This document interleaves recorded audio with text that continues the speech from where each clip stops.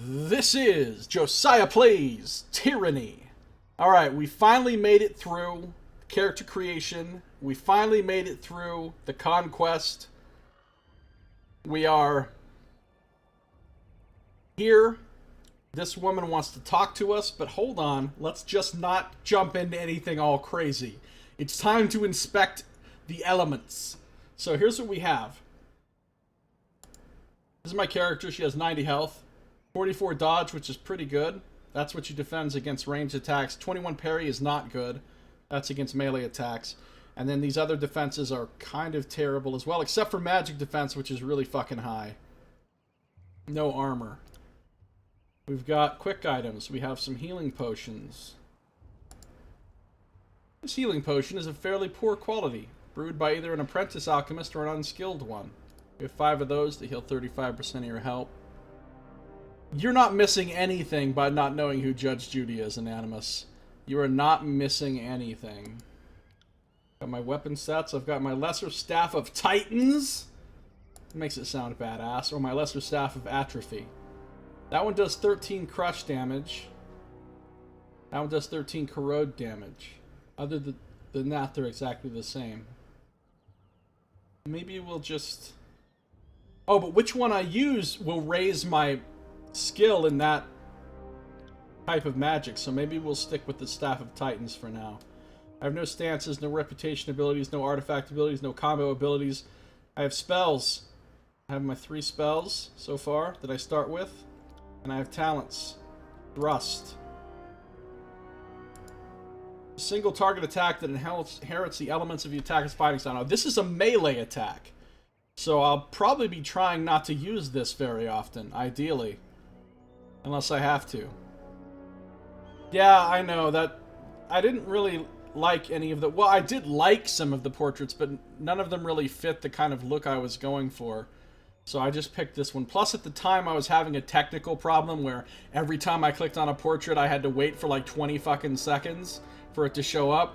So I didn't spend a lot of time going through the portraits. So I just picked this one, which isn't that great, really. So I got a melee attack. Now here's my 3 spells. I've got Titan's Touch. Fill the target with a surge of greatness. Make your party member great again. This is the Donald Trump spell. I could actually change it. You can change the names of your spells because there's a whole spell creation thing. I could change it to Trump's Touch if I wanted to, but Trump's Bad Touch. Oh no, we're not going to do that. Anyway, it gives somebody +2 vitality and might for 45 seconds.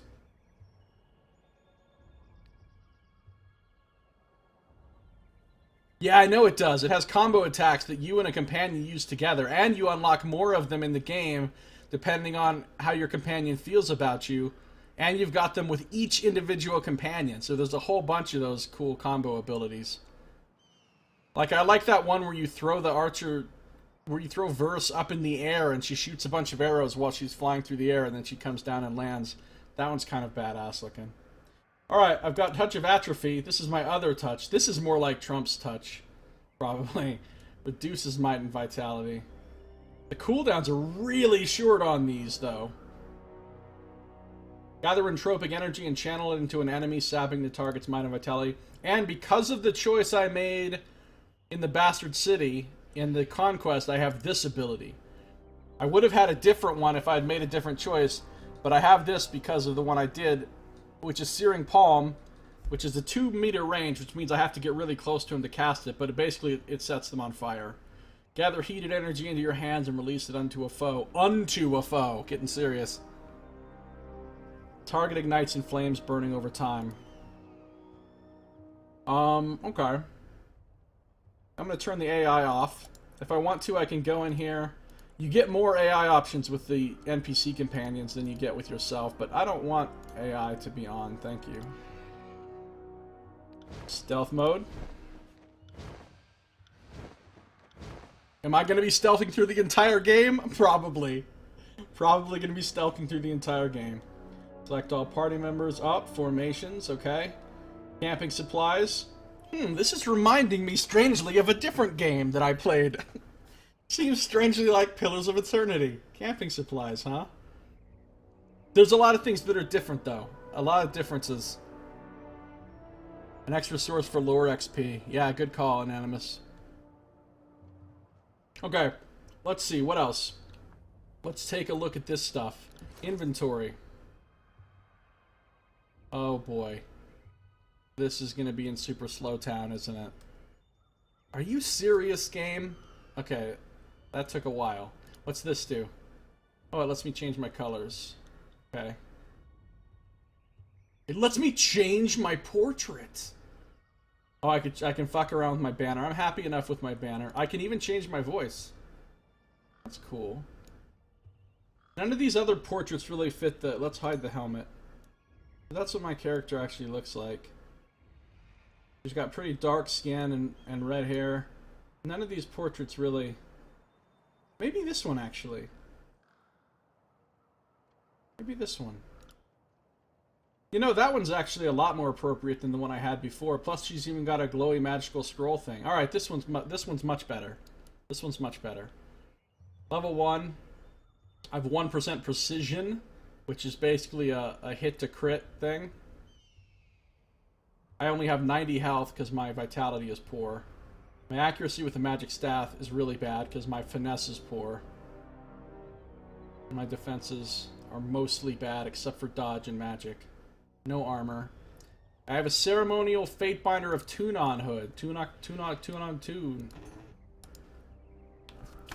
Oh yeah, are we going to read every item description? You bet your ass we are. You bet your ass we're going to read every item description. If you're watching this on YouTube, feel free to just skip ahead a few minutes.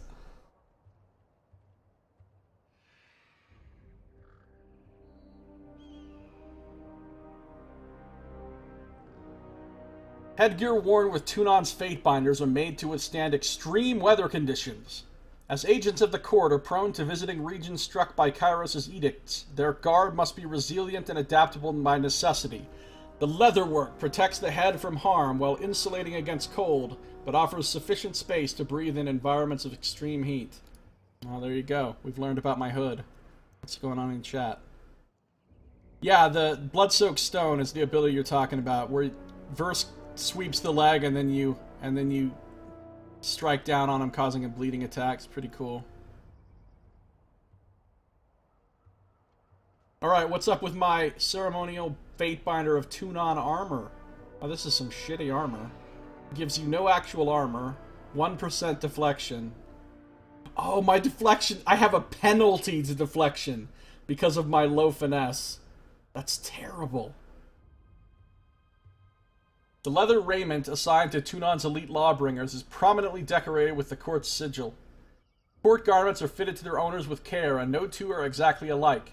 Minor variations in design and tailoring reflect something of the wearer, whose devotion to the Archon of Law is recognized and celebrated by the very right to don such finery. So just having this outfit is kind of a big deal in-game.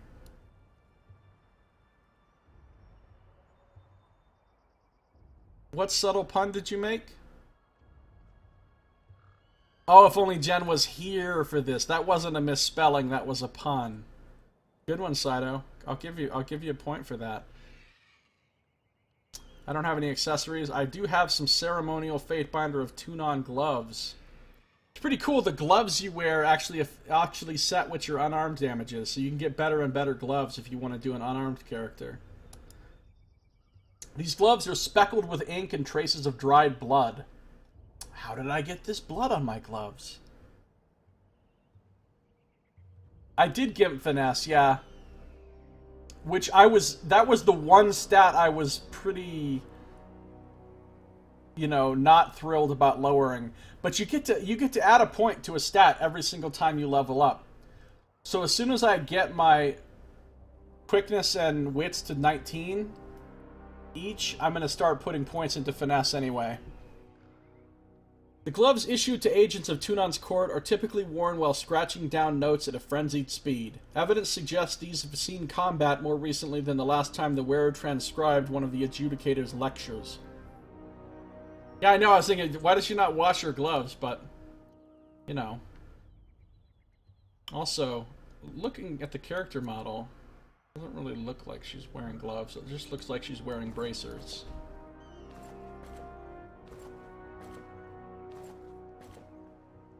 And I've got some ceremonial Fatebinder of Tunon boots.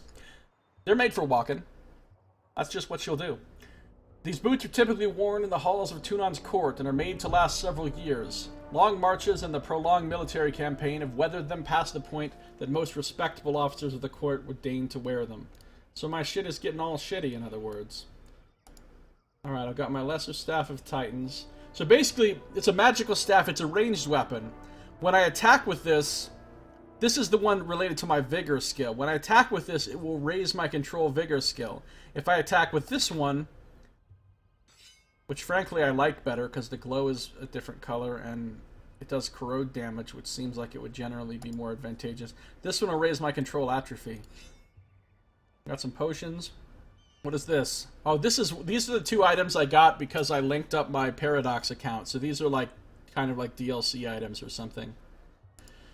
Sanguine Scroll, Blood of the Fallen. 15-meter range, 24 projectiles, 6-meter radius, does a corrode damage versus endurance. The fringes of this scroll are spattered with blood that is not faded and retains its sickening moisture. Okay. I'll equip that. Does that give me like an ability? It does. So that's a very large AoE. That's pretty cool. It actually gives me a spell. Cooldown 3 minutes 48 seconds. Oh, it's not a one-time thing, which I didn't think it was because it goes in the accessory slot, not quick items. So this gives me a whole spell that I can use every 3 minutes and 48 seconds. That's a pretty fucking badass pre-order item. Well, it's not a pre-order item, but you know what I mean. It's an item that you get for some out of game stuff. Because this has nothing to do with pre-order. This is when I started the game. From the main menu, it said, you know, Paradox account, and you could input your things for your Paradox account, and it would link it to the game. And as soon as I did that, it said I unlocked some stuff. I also got Rot and Ruin. A sword of such advanced degradation would typically be retired or melted down, but this one's stubborn adherence to its function has kept it battle-ready beyond the lifespan of ordinary iron. What does it do? Eradicating. When you hit somebody, charges low-health enemies with energy, triggering violent explosions on death. That's awesome! I mean, I'm not going to use it on this character because I don't use swords and stuff, but I might use it on... Alright, then I can filter my items by various things. I have the party stash. More potions. Okay, we'll pull all those out.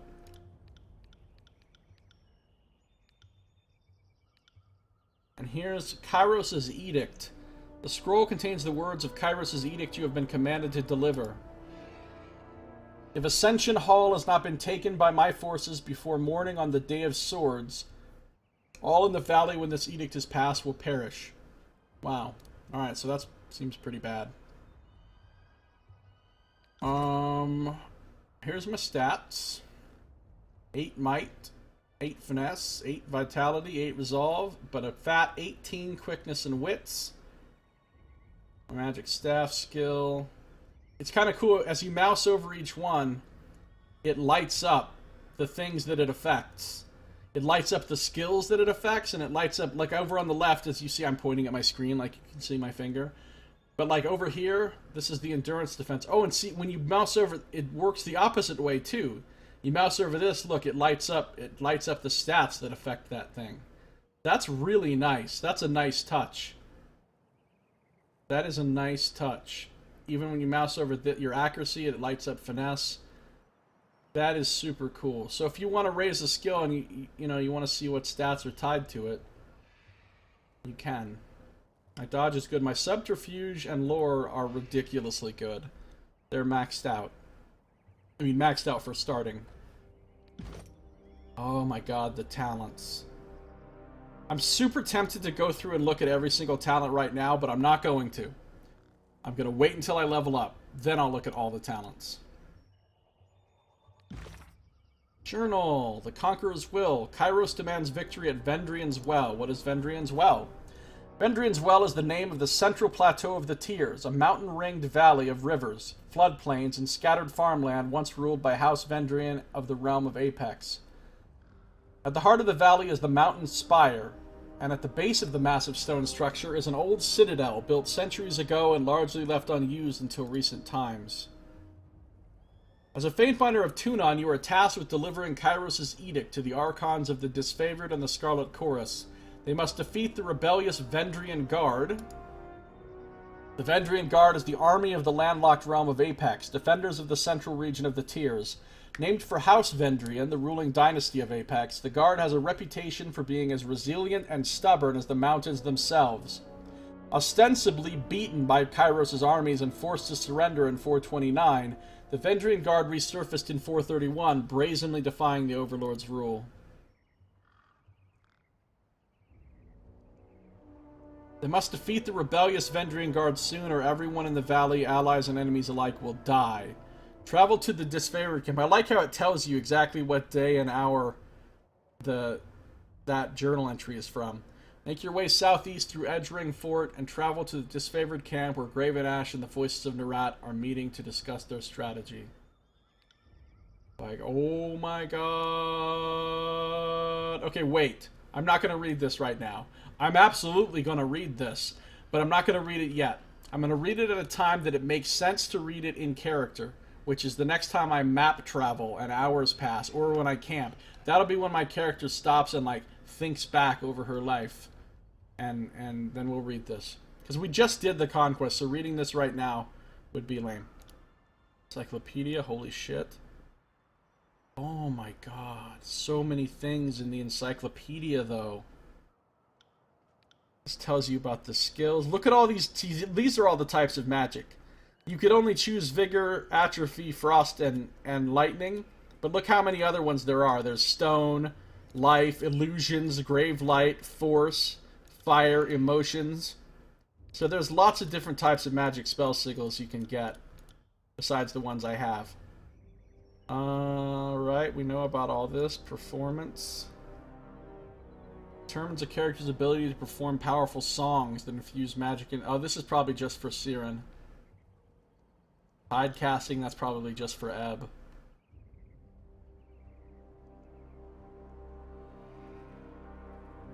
Yeah, I can't afford it right now. I understand that. I pre-budgeted for this because I knew I was going to buy it this month, so I was already planning to spend this money. Combat mechanics. So basically anything you want to know about, boom. All the different afflictions, what they do. There's a lot of afflictions, aren't there? Equipment, how the different types of equipment work, item quality. Now these are things that are actually in-game interesting stuff, but I have a feeling that these will come up in the game to read. Like, see, these are the exact entries that we've been reading when we click on the, you know, like when you click on one of these things and this pops up. So I don't feel like I need to read all these right now because they're going to pop up in the game, and I can then click on them and read them at that time when they become relevant.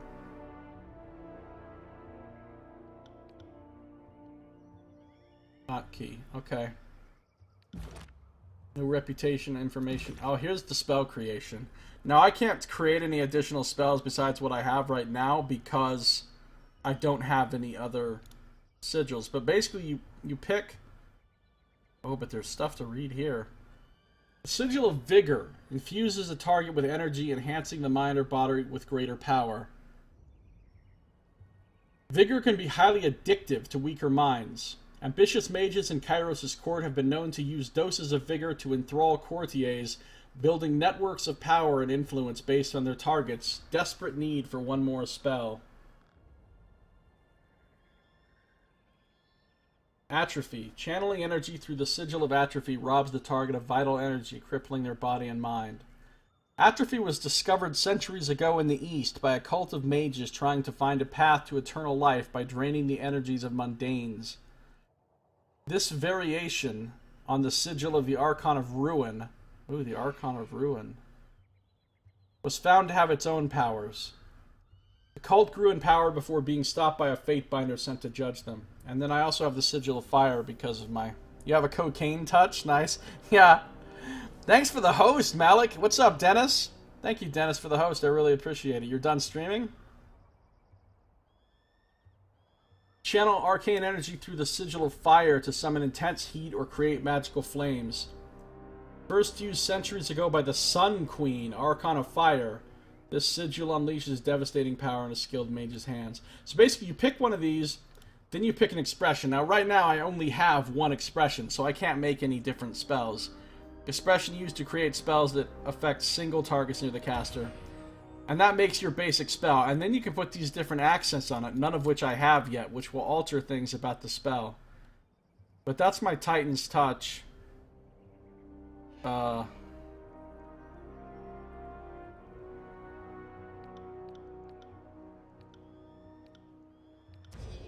my Touch of Atrophy.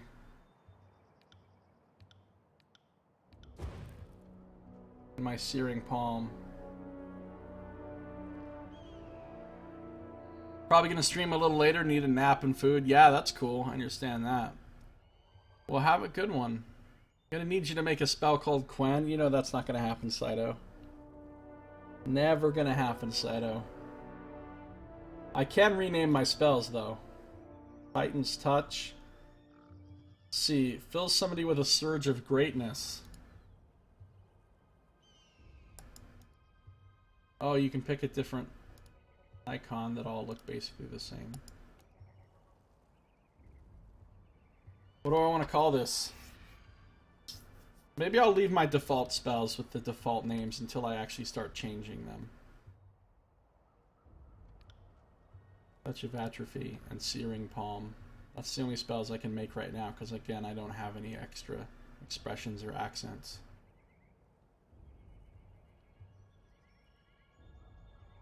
Two Worlds. Never played that. This will be for my Stronghold things, for my Spire once I get that, but that'll be later. Missives. I like the fact that you can get mail from people in the game. Like, how am I getting this missive just wherever I happen to be? I mean, do I have email? Alright, hold on. Before we go on here, let me make sure I have my options set how I want them. Show reputations, show news, movie subtitles, quest notifications. Okay, I like all this. Tooltip delay, let's take that down to 0. Scroll speed. Always save without asking. What's the scroll speed looking? Oh yeah, that needs to come up. That needs to come up to like 3. Not that fast. Yeah, that'll work.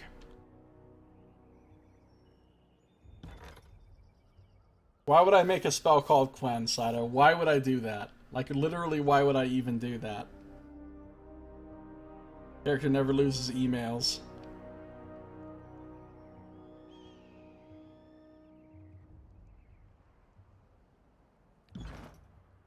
Voice frequency. Let's see how obnoxious it is on 100%. Then I can... Area loot radius. Definitely going to crank that to the max. Difficulties on normal. Characters will die permanently. No thanks. Tutorials. I don't want tutorials. I already turned them off. All the rest of this stuff is good. Auto pause. Center camera. Let's see. I want auto pause on combat start, enemy spotted, and hidden object found. And none of these other ones. Talk to me about my controls. Talk to me about my controls. Left alt for stealth toggle. I like that. Camp. Slow and fast. Those are weird.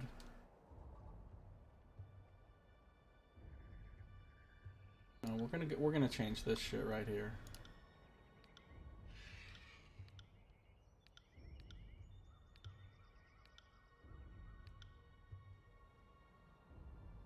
And we're going to change this shit.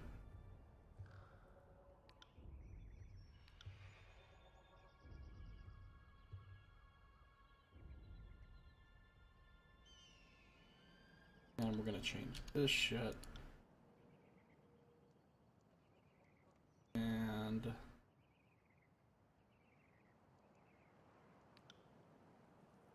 put that on there. I'm trying to make them my keybinds, or all my binds, just like they were in Pillars of Eternity, basically.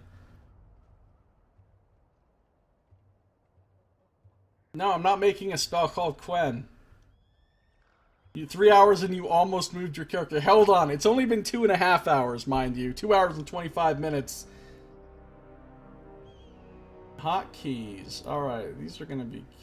Zoom in. Yeah, that's done. That's done. Don't be stupid. E, R, F, C, X, D, D, D, D. Character sheet will be K. Inventory journal. Create map. Maximize log size. Hold on.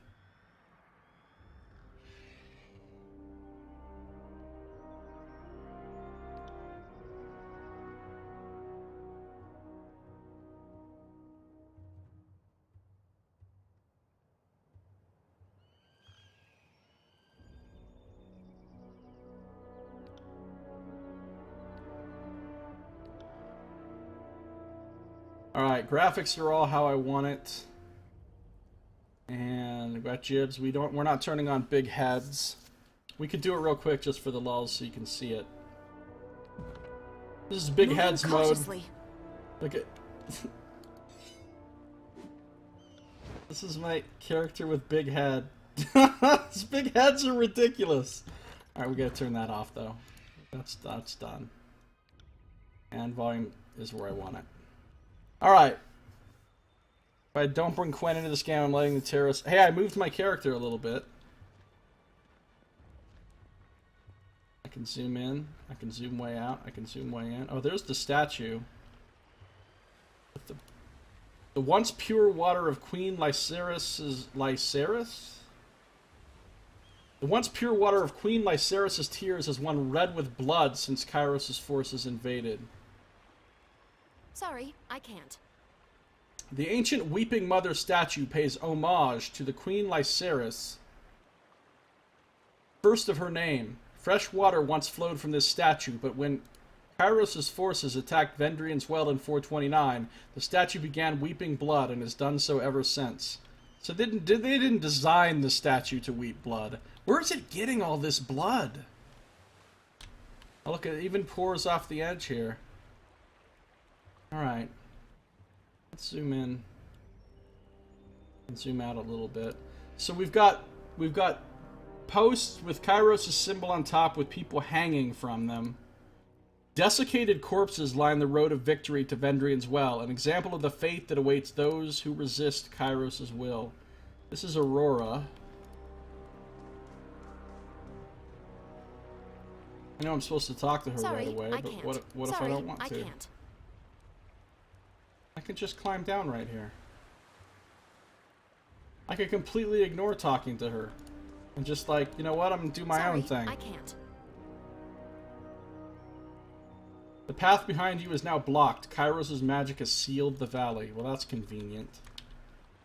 And by convenient, I mean inconvenient. Now, do I need to sneak around everywhere? I kind of feel like I do. Fast mode is on. Super sneaky.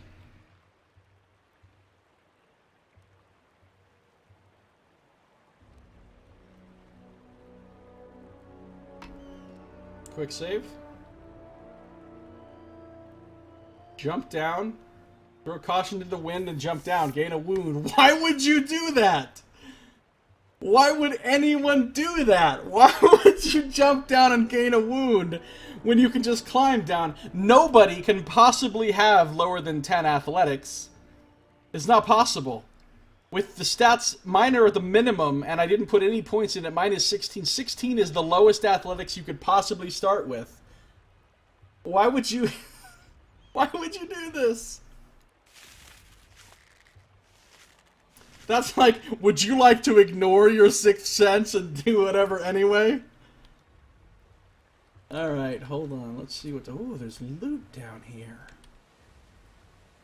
I want to say something. You see this little area I just found right here? I've watched approximately 8 or 9 different people play through this beginning area of the game, and not a single one of them has found this area. Sorry, I can't. That's what we call... I don't know what we call it, but it's something unique to myself. Do I want some raw meat? Ah, got it. Just pick the lock, get some agate. What is this?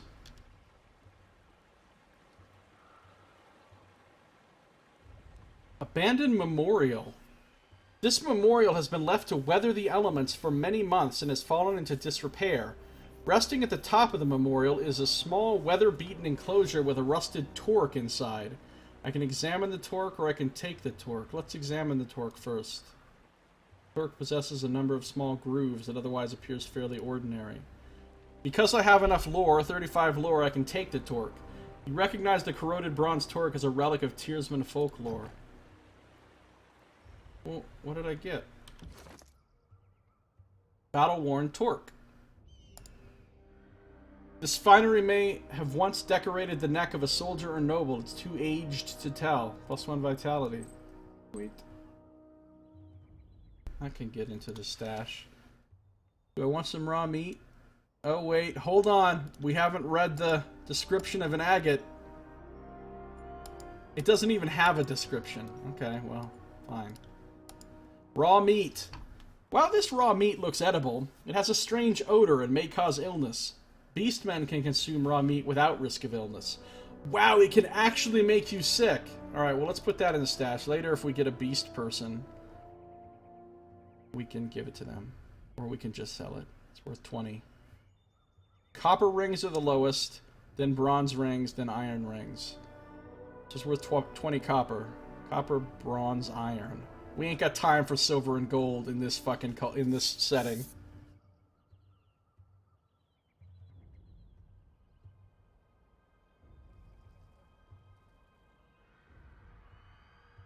Yeah, oh, I already know there's a beast person companion, yeah. Sorry, I can't. That's another one that they wrote a short story about on the... Probably don't need to sneak around everywhere.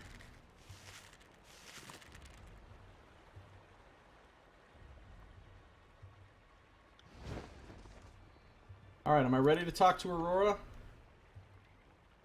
think so.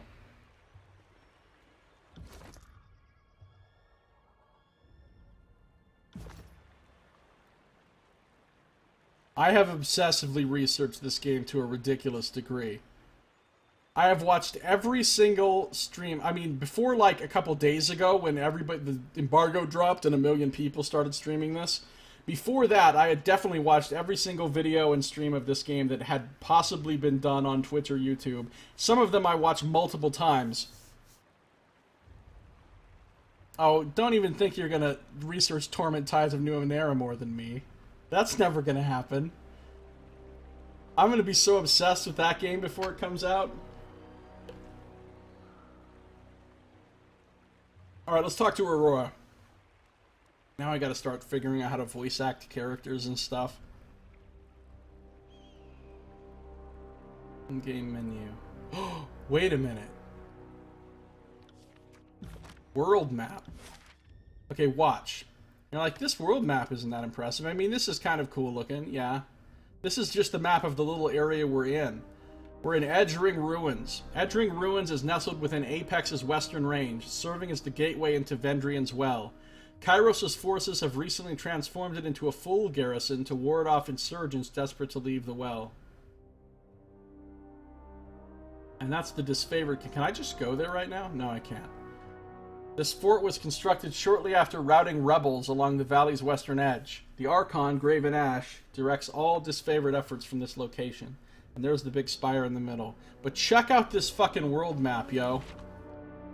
This world map is fucking gorgeous, is it not?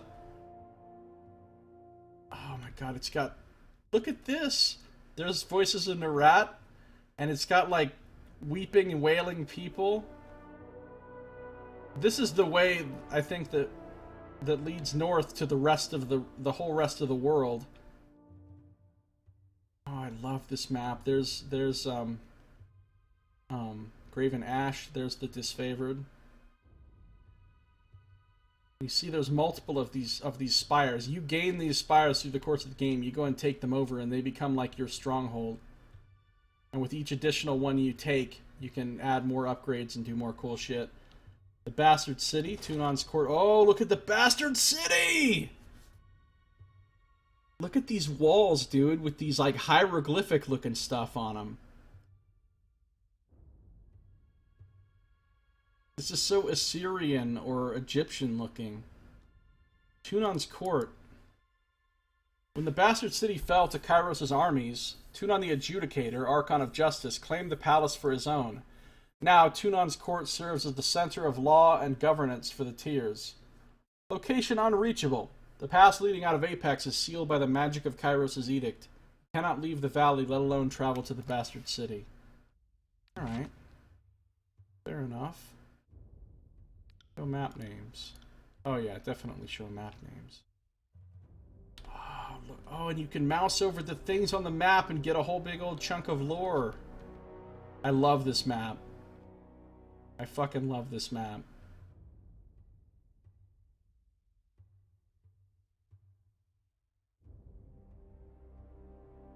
Those D&D movies were super terrible. There's Tunon the Adjudicator. Tunok, Tunok, Tune on. Tunok, Tunok, Tune on. Alright, the Blade Grave. This used to be called Stoward, and the reason it looks like this now is because of an edict. The Blade Grave is the name given to what remains of the realm of Stoward, after its ruination when Kairos proclaimed the Edict of Storms upon the land. The magical storms struck the disfavored and unbroken armies during the height of their engagement. Now most of what remains is a blighted landscape of discarded armor and weapons, and high winds of rust and human dust. Map seems a little bit jumpy. What do you mean jumpy?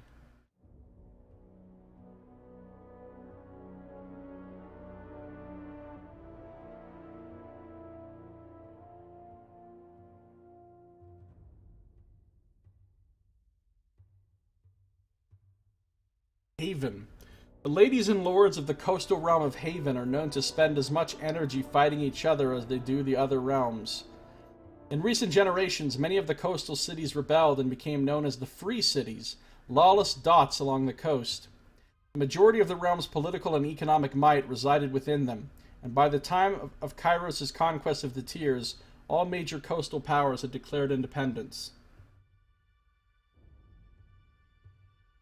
This left Haven with an ambiguous ruling structure that could not simultaneously weather political infighting and armed conflict, granting Kairos' forces an easy victory.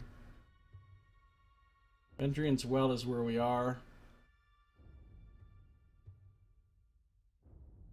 Reddit. Contested lands. This is where this right here is where the Vellum Citadel used to be. Before we read the Edict of Fire. They're not planning on making any more superhero movies ever? Yeah, that seems unlikely. I don't know anything about the Wonder Woman movie. I haven't really watched anything about it or read anything about it. It seems like it's likely that it will be bad, but maybe we'll get lucky and it'll be good.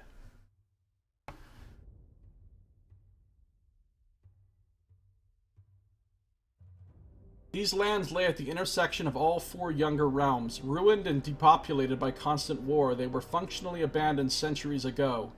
This unsettled gap of sovereign power became the home of the mages of the School of Ink and Quill, and their library fortress, the Vellum Citadel. Prior to Kairos' conquest of the Tiers, the sages declared political neutrality and committed themselves to the collection and dissemination of knowledge. In reality, the sages hoarded their wisdom and manipulated other realms into cycles of war for centuries. So see, these sages weren't exactly nice guys. This all came to a dramatic end when Kairos' Edict of Fire brought forth volcanic eruptions that turned the contested lands into a burning, ash-strewn wasteland.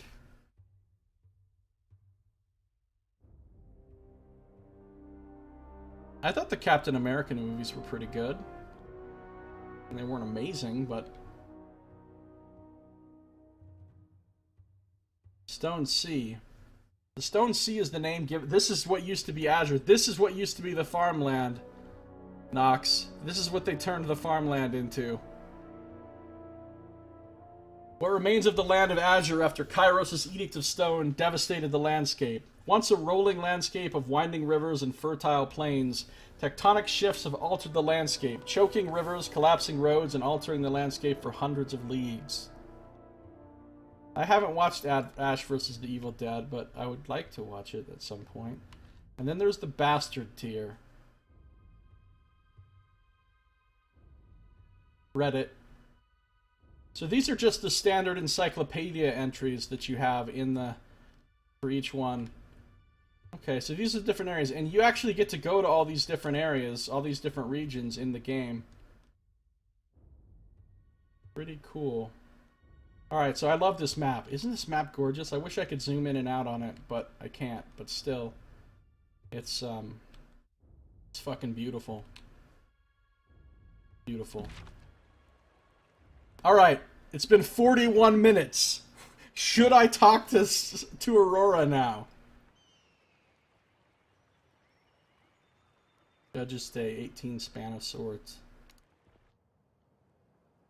Kairos the Overlord be praised. When I heard the avalanche, I feared the valley was sealed with you on the other side. The disfavored warrior claps her gauntlet to her breastplate, the traditional salute of her legion. We were told the Fatebinder was coming, and though our commanders will not say why, it seems obvious. Graven Ash and the voices of Narat can agree on nothing, least of all battle plans to wipe out the Oathbreakers. I trust you bring orders from Tunon that will break this deadlock. So we've already read the encyclopedia things for Tunon and Voices in Narat and Graven Ash. Now there's this cool thing that you see throughout this game, which is this green text. When you mouse over it, it tells you some stuff. The green text, they explained, is supposed to be things your character would know about what's being said, but we're not going to bother to explain it to you. We're not going to have the character explain it to you, because that wouldn't make any sense in the story. So you can mouse over the green text and read additional stuff that you would know as a character, but which is not going to be explained to you within the narrative. What are you guys even talking about? I like the Marvel movies. I haven't watched Ash vs. the Evil Dead. I do love Bruce Campbell.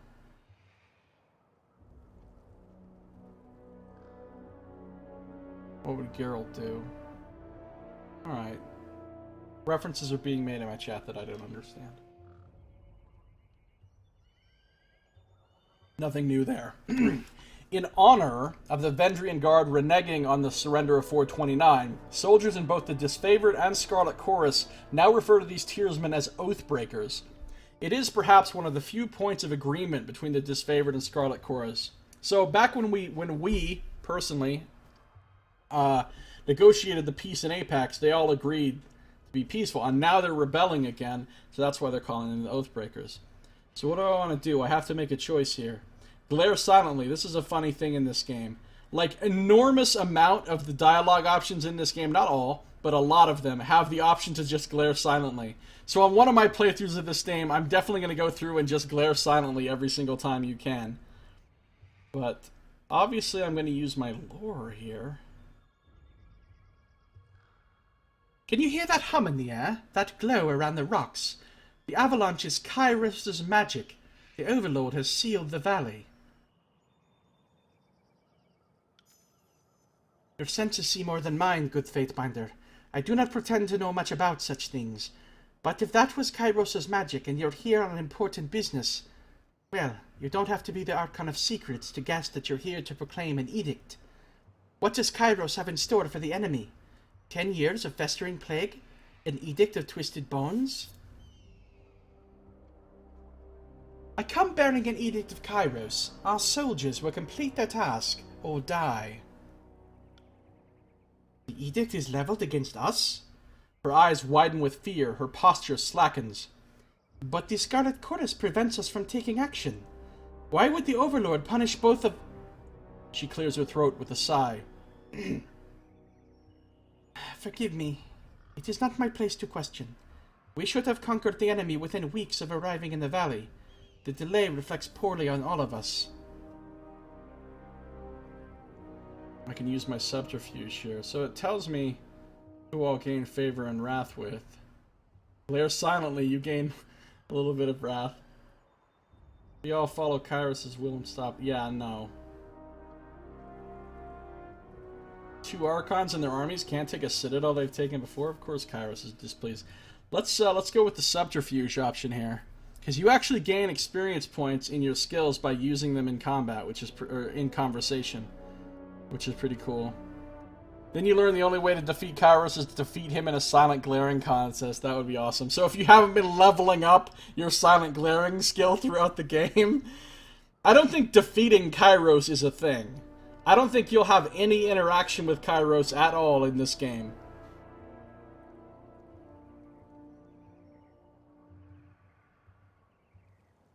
Your first instinct is to blame the Scarlet Chorus. No wonder Kairos resorts to an edict to enforce order. Yes, well, Her eyes shift to the side. there has indeed been little goodwill between our armies, and you are right. When we act as we do, what choice do we give the Overlord? She takes a deep breath, nodding as she exhales. And you are right, I should not cast blame so freely, especially not when talking to a servant of justice. My apologies. See, they have to be deferential. Deferent? That's not a word. Deferential towards you because you're a Fatebinder.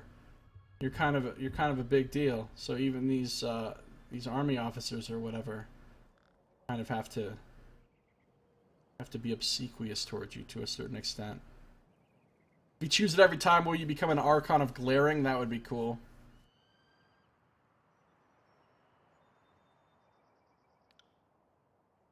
Well, you've traveled a long way. I won't keep you further. I'm sure the Archons will want to hear from you at... Her voice falls silent, her attention snapping eastward with alarm. Did you hear that? More runners. 3rd time this week. The Oathbreakers keep trying to send messengers throughout the mountains to gather help from outside the valley. She points over to the collapsed path by which you arrived. But they're a bit too late for that now. Come, let's show these Oathbreakers a good fight. Alright, let's show them a good fight. Oh my god, we have to fight! Can I buff Homegirl? No, because she's not actually in my party. That's dumb. Touch of atrophy, son. I can't. Oh, you're atrophized. Get burned. Oh, he's dead. There is voice acting. Like major characters have voice acting, but minor characters do not. It's basically the same amount of voice acting as Pillars of Eternity, from what I've seen. Got a potion of protection. Soldiers use potions of protection to gird their natural resistance to injury. This pungent brew mixes stimulants and painkillers in vaguely drinkable tonic, smelling of nettles, charcoal, and oak. Well, that sounds delicious. This consumable's effect increases in strength as its user gains in power. A whetstone. Soldiers use whetstones to sharpen their blades, increasing the damage inflicted upon their foes. This piece shows the scratches and scrapes evidenced in a long career of service. Right. Okay.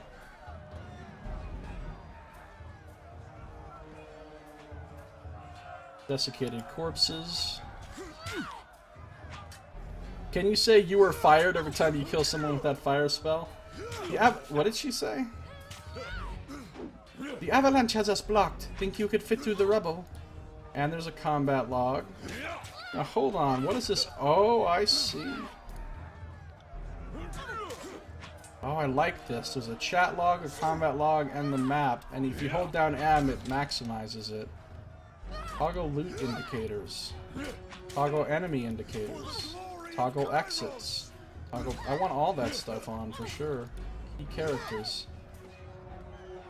Monster Energy's new potion of protection. Alright, so here I have a feeling I'm not going to have enough athletics to do something cool. There's a fight going on.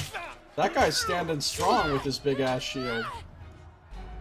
Alright, I cannot move the boulder because I don't have enough athletics. All I can do is squeeze through the gap. If I had enough athletics, I could crush this guy with the boulder. It's pretty cool, but I can't do it. Squeeze through the gap. Wedge yourself between the rocks and squeeze through as quickly as possible. Let's quick save before I get myself killed on the first guy.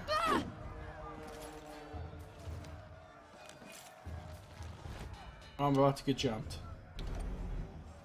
What? Why did that happen? Reputations. Vendrian Guard. Ceremonial Honor Guard of House Vendrian, rulers of Apex before Kairos' invasion. So you see, you actually get abilities as you increase your favor or wrath with different characters or different factions. They don't like me because I killed one of them. Well, they can fuck off. Hold on, though. That's not what was supposed to happen when I hit R. R is hotkey number 3. Why is that bringing up reputations?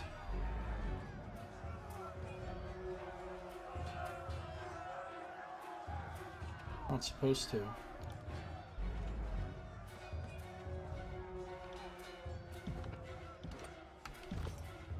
Alright, well that's going to annoy me. That's like hard-coded. If I hit R, it...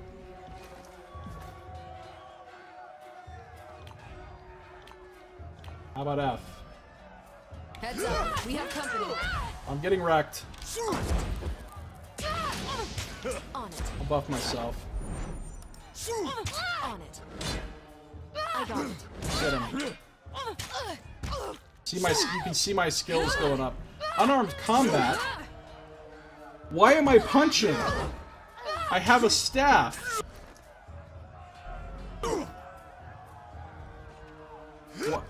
What? Why am I punching? For the Queen! Sun Soldier. Will do. No! Back the fuck up out of there. What's the problem here? That's me shooting bolts from my... On it. Will do. You're fired! You happy? On it. I got it. On it. I don't know why I was punching people.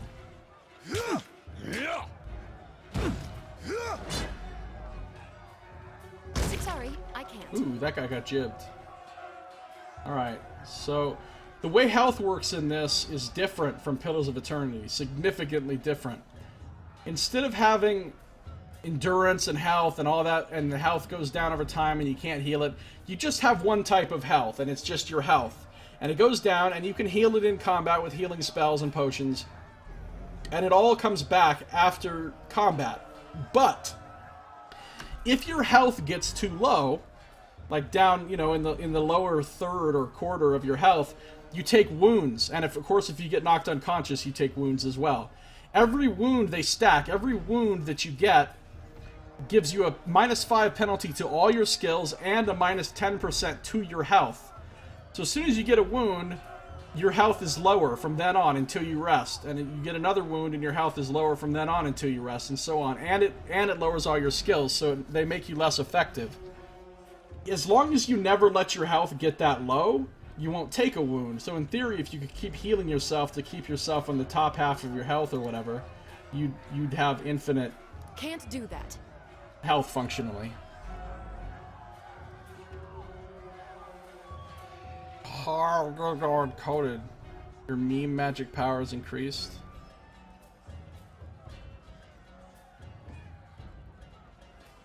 Yeah, and of course, all you have to do to get rid of all wounds off all characters is camp, but of course you have limited camping supplies, just like in... Got a Sun Soldier's Javelin.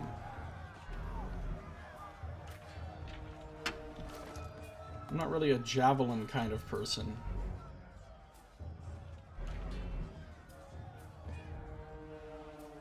Can you remove wounds by eating at the Chapel of Light? Chapel of Light, Chapel of Light. Alright, so we see more bodies here. Don't bother with me! Go down to the pass! Drastus! The soldier clutches his gut and winces. You can see a hint of entrails between his fingers. You're wounded, and it's not trivial. He laughs through clenched teeth. This? But a scratch! I've seen twice as worth 10 times over! He doubles over in pain, gagging and shivering. If you'll let me help... I said I'm fine! The soldier moans and shakes his head. Raven Ash protects! You go on and help the others! See? Raven Ash. Raven Ash, Archon of War, is capable of shielding his soldiers from injury and fatigue. This protective influence exerts itself even from far away or as he sleeps. If he sleeps, rumors disagree. Few understand how this arcane power works, but all who have faced the disfavored in battle will attest that Ash's soldiers can survive serious harm and shrug off the fatigue of starvation. So that's pretty hugely powerful. A dude can just passively be constantly healing his entire fucking army no matter how far away they are, or even if he's asleep. That's a hell of a fucking power. Raven Ash is kind of no joke. Alright, let's move on. Dun, dun, dun, dun, dun, dun, dun. I got a Waking Death. Will revive when defeated for 120 seconds. That's incredibly good. Taken before falling unconscious, the spores of the Waking Death mushroom guarantee to revive the imbiber with a fraction of their full health. It's common enough for a soldier to feel outclassed by a foe. When there's a chance of dropping on the battlefield, Waking Death offers a second wind of energy, albeit at a reduced capacity. The imbiber is capable of staving off unconsciousness long enough to seek aid or press a desperate attack, which can make all the difference. That is a sweet-ass mushroom.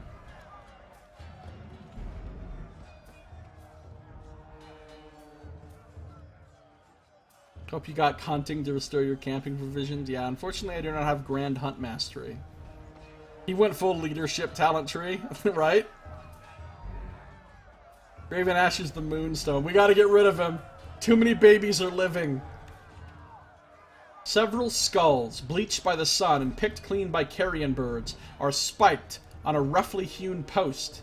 It is the only heraldry the Scarlet Chorus needs. I like that. I like that little bit of writing right there. The idea that this is their grim heraldry. Alright, hold on. We're going to go down here and deal with this next situation in a moment.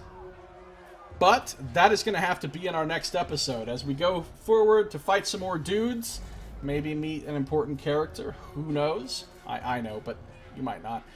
But that's going to do it for this episode. If you're watching my stream, I am not stopping. I'm going to keep on playing for 21 more hours. I'm doing a 24-hour stream. I've only done 3 hours. 21 more hours of this.